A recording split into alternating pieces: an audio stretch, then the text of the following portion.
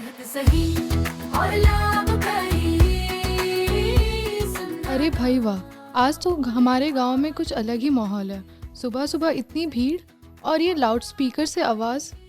सभी लोग ध्यान दें, आज प्राथमिक स्वास्थ्य केंद्र में HPV टीकाकरण शिविर लगेगा। अरे ये HPV क्या होता है भाई, और इतनी भीड़ क्यों लगी है? अरे सेहत्या सिंह जी, इधर आइए। आप तो हमेशा सही जानकारी देते हैं, ज़रा बताइए ये क्या चल रहा है? अरे प्रिया, आज बड़ा अच्छा दिन है गांव के लिए भी और हमारी बेटियों के लिए भी। आज जो कैंप लगा है ना, ये कोई साधारण टीकाकरण नहीं है। ये आगे चलकर एक बहुत बड़ी बीमारी से बचाने वाला टीका है। पर HPV के बारे में विस्तार से बताने से पहले एक कहानी बताना चाहता हूँ। गांव का नाम था बड़की टोला। सुबह का समय था, सूरज अभी पूरी तरह निकला नहीं था, लेकिन सावित्री देवी का दिन कब का शुरू हो चुका था। पहले चूल्हा जलाना, फिर पानी भरना, बच्चों को तैयार करना और उसके बाद खेत का काम। सावित्री देवी एक 12 साल की बेटी थी, गुड़िया। पढ़ने में तेज लेकिन थोड़ी शर्मीली। सावित्री चाहती थी कि उसकी बेटी कुछ बन जाए, उसकी जिंदगी उससे बेहतर हो।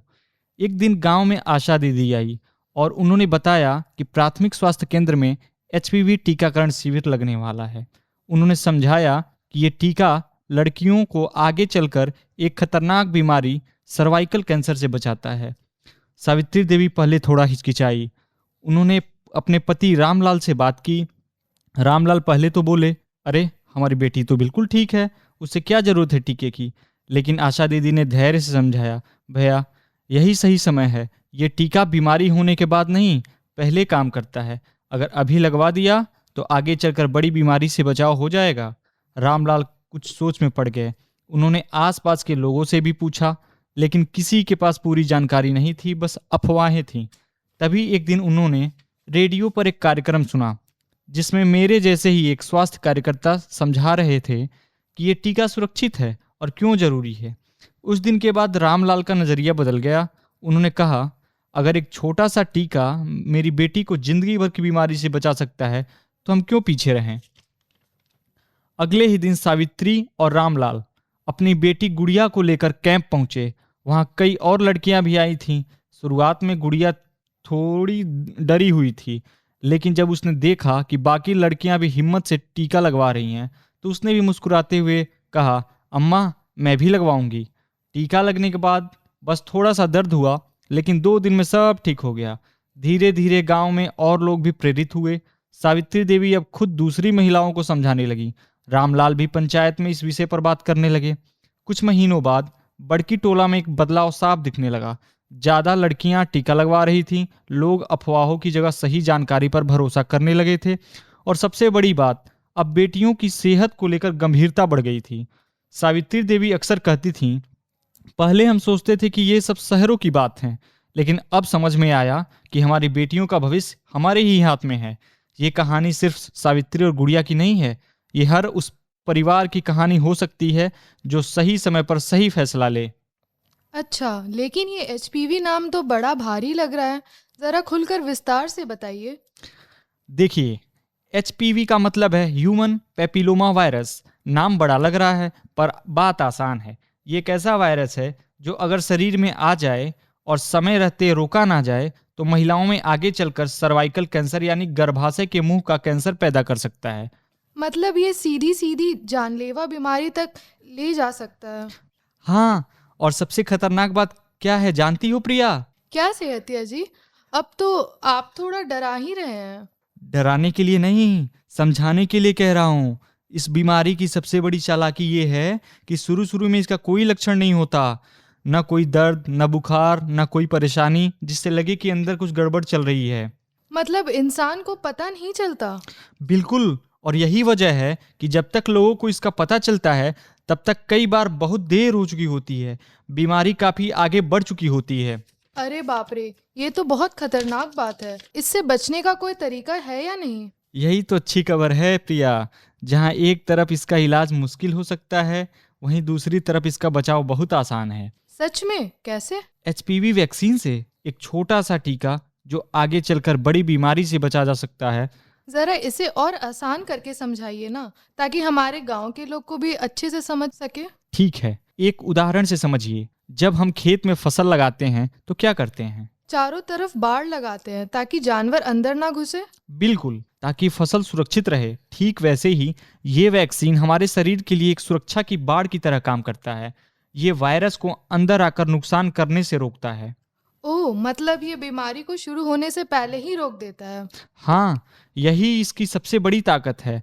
ये कोई इलाज नहीं है कि बीमारी हो जाने के बाद काम आए। ये तो पहले से ही सुरक्षा देता है ताकि बीमारी हो ही ना पाए। तो फिर ये टीका किसे लगवाना चाहिए? कोई खास उम्र होती है क्या? हाँ, इसका सबसे ज़्यादा फायदा तब होता है जब इसे सही उम्र में लगवाया जाए। आमतौर पर 9 से 14 साल की लड़कियों को ये टीका लगवाना सबसे अच्छा माना जाता है। और अगर कोई इससे बड़ी उम्र की हो? तो भी चिंता की बात नहीं है। ऐसे में डॉक्टर से सलाह लेकर बाद में भी ये टीका लगवाया जा सकता है, लेकिन जितना जल्दी लग जाए उतना बेहतर। सेहतिया जी, एक बात मेरे मन में आ रही है। ये तो लड़कियों का टीका है, तो इसमें पुरुषों का क्या भूमिका है? यही तो सबसे अहम बात है प्रिया। महिलाओं की सेहत सिर्फ महिलाओं की जिम्मेदारी नहीं होती, इसमें पूरे परिवार की, खासकर पुरुषों की भी उतनी ही जिम्मेदारी होती है। जरा विस्तार से बताइए। देखिए, एक पिता की जिम्मेदारी है कि वो अपनी बेटी को समय पर सही जानकारी दे और उसका टीकाकरण करवाए। एक भाई का कर्तव्य है कि वो अपनी बहन को समझाए, उससे डर या अफवाहों से दूर रखे। और एक पति का फर्ज है कि वो अपनी पत्नी की सेहत का ख्याल रखे, उसे हर जरूरी सुविधा और सहयोग दे। सही कहा आपने। अगर घर का पुरुष ही पीछे हट जाएगा या ध्यान नहीं देगा तो आधी लड़ाई तो वहीं हार जाएंगे। इसलिए पुरुषों की भागीदारी बहुत जरूरी है। मतलब ये सिर्फ महिला स्वास्थ्य का मामला नहीं है? बिल्कुल नहीं, ये पूरे परिवार का मामला है। जब एक महिला स्वस्थ रहती है तो पूरा परिवार स्वस्थ रहता है, और जब परिवार स्वस्थ होता है तभी गांव मजबूत बनता है। लेकिन सेहतिया जी, एक बात है, गांव में तो तरह तरह की बातें चलती हैं। कोई कहता है कि यह टीका लगवाने से लड़कियां कमज़ोर हो जाती है, और कुछ लोग ये भी कहते हैं कि आगे चलकर माँ बनने में दिक्कत होती है। देखो प्रिया, यही सबसे बड़ी समस्या है, अधूरी और गलत जानकारी। ये सब जो बातें आपने सुनी है ना, ये सच नहीं है बल्कि अफवाहें हैं। मतलब इनमें से किसी भी बात में सच्चाई नहीं है? बिल्कुल नहीं, मैं आपको एक एक करके साफ कर देता हूँ। पहली बात, लोग कहते हैं कि टीका लगने से कमजोरी आ जाती है, जबकि सच्चाई ये है कि टीका लगने के बाद बस हल्का सा बुखार या हाथ में दर्द हो सकता है, जो 1-2 दिन में अपने आप ठीक हो जाता है। इसमें घबराने की कोई ज़रूरत नहीं होती। अच्छा, और जो लोग कहते हैं कि इससे आगे चलकर बच्चा पैदा करने में दिक्कत होती है? वो भी पूरी तरह गलत है। इस वैक्सीन का मां बनने की क्षमता से कोई लेना देना नहीं है। ये सिर्फ एक वायरस से बचाने के लिए होता है और कुछ नहीं। और एक बात जो अक्सर लोग कहते हैं, अगर लड़की बिल्कुल ठीक है तो टीका लगवाने की क्या ज़रूरत है? यही तो सबसे बड़ी गलतफहमी है। देखिए, ये टीका बीमारी होने के बाद नहीं बल्कि बीमारी होने से पहले काम करता है। अगर लड़की अभी स्वस्थ है तो वही सबसे सही समय है टीका लगवाने का। जैसे हम बारिश आने से पहले छाता रखते हैं, वैसे ही यह पहले से ही सुरक्षा देता है। जरा सोचो प्रिया, अगर एक छोटा सा टीका आपकी बेटी को एक बड़ी और जानलेवा बीमारी से बचा सकता है, तो क्या हमें इंतजार करना चाहिए? नहीं, बिल्कुल नहीं। जब बचाव इतना आसान है तो देर क्यों करें? सेहतिया जी, एक बात बताइए, क्या हमारे गांव में भी लोग इसे लगवा रहे हैं? हाँ, धीरे धीरे लोग समझने लगे हैं और आगे भी आ रहे हैं, लेकिन अभी भी कई लोग डर और अफवाहों के कारण पीछे हट रहे हैं। यही वजह है कि आज जैसे कैंप बहुत जरूरी है, ताकि सही जानकारी हर घर तक पहुंच सके। जहां जानकारी नहीं पहुंचती वहां ऐसी कुछ रानी जैसा केस हो जाता है। उसी इलाके के पास एक और गांव था, छोटा पुरवा। यहाँ रहती थी कमला देवी और उनकी बेटी रानी। रानी भी गुड़िया की ही उम्र की थी, हंसमुख, चंचल और पढ़ाई में अच्छी। जब गांव में एचपीवी टीकाकरण की बात आई तो आशा दीदी यहाँ भी आई और लोगों को समझाने लगी। उन्होंने कमला देवी से भी कहा, बहन, अपनी बेटी को टीका जरूर लगवा लेना। लेकिन कमला देवी के घर का माहौल थोड़ा अलग था। उनके पति महेंद्र इन बातों पर विश्वास नहीं करते थे। उन्होंने साफ मना कर दिया, ये सब नई नई बातें हैं, हमारे ज़माने में कौन सा टीका लगता था, और हम तो ठीक हैं। कमला देवी भी डर गई। गांव में कुछ लोगों ने और बातें फैलाईं, इससे लड़की कमज़ोर हो जाएगी, आगे चलकर बच्चा नहीं होगा। इन अफवाहों के बीच सच की आवाज़ दब गई। रानी ने एक दिन अपनी माँ से पूछा, अम्मा, मेरी सहेली गुड़िया टीका लगवाने गई थी, मैं क्यों नहीं जा सकती? कमला देवी के पास जवाब नहीं था। उन्होंने बस इतना कहा, बेटा तुम्हारे बाबूजी मना कर रहे हैं।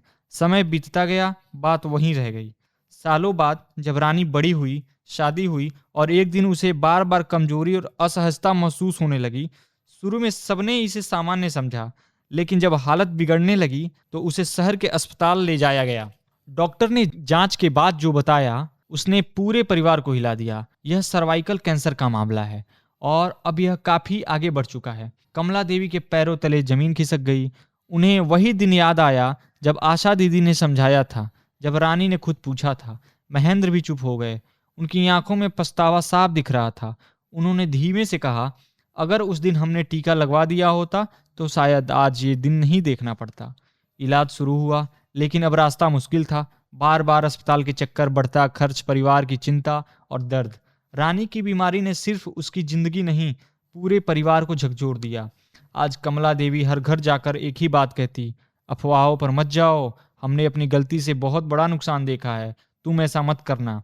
उनकी आंखों में आंसू होते हैं, लेकिन आवाज में एक विनती, अपनी बेटियों को बचा लो समय रहते। तो जो लोग अभी हमें सुन रहे हैं उन्हें क्या करना चाहिए? उन्हें इंतजार नहीं करना चाहिए। आज ही अपने नज़दीकी स्वास्थ्य केंद्र जाएं, आशा दीदी से बात करें और अपनी बेटियों का नाम टीकाकरण के लिए दर्ज करवाएं।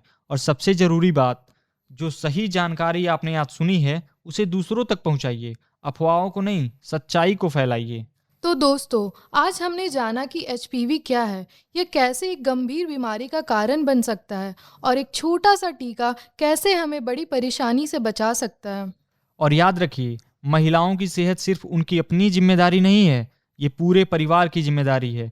और सही समय पर लिया गया एक छोटा सा फैसला जिंदगी भर का बड़ा बदलाव ला सकता है। छोटी सी तैयारी बड़ी बीमारी से बचाओ। बेटी का टीका परिवार का भविष्य सुरक्षित बनाओ। तो चलिए, जाने से पहले लेंगे सेहत की शपथ। हम अपने और अपने परिवार की जिम्मेदारी लेंगे, अपने और अपने परिवार के स्वास्थ्य को प्राथमिकता देंगे, क्योंकि सेहत ही असली धन है। सरकारी स्वास्थ्य सेवाओं और योजनाओं का पूरा लाभ उठाएंगे और दूसरों को भी जागरूक करेंगे। साफ सफाई और स्वच्छता का पालन करेंगे ताकि बीमारियों से बचा जा सके। नियमित जांच और टीकाकरण करवाएंगे और अपने परिवार को भी इसके लिए प्रेरित करेंगे। संतुलित आहार और व्यायाम अपनाएंगे ताकि शरीर और मन दोनों स्वस्थ रहे। महिलाओं, बच्चों और बुजुर्गों की सेहत का विशेष ध्यान रखेंगे। जब पूरा समाज स्वस्थ और सशक्त बनेगा तभी भारत समृद्ध बनेगा। सेहत सही तो लाभ कई। तो दोस्तों, फिर मिलेंगे एक नए एपिसोड में एक नए विषय और कुछ अलग जानकारी के साथ। तब तक के लिए जुड़े रहिए और सुनते रहिए आपका अपना सामुदायिक रेडियो स्टेशन 90.8 FM ग्रीन। सुनाना भूले भाई, सेहत सही और लाभकारी, खुशहाल जिंदगी।